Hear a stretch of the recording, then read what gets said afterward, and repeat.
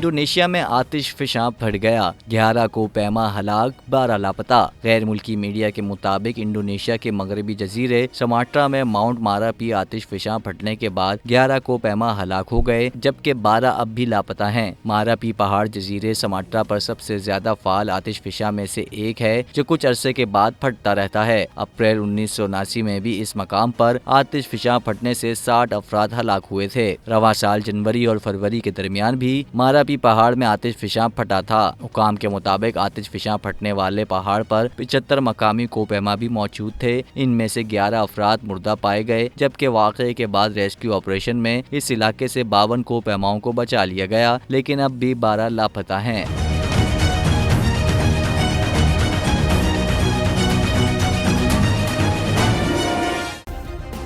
Subscribe करें और bell दबाएं ताकि कोई खबर रह न जाए।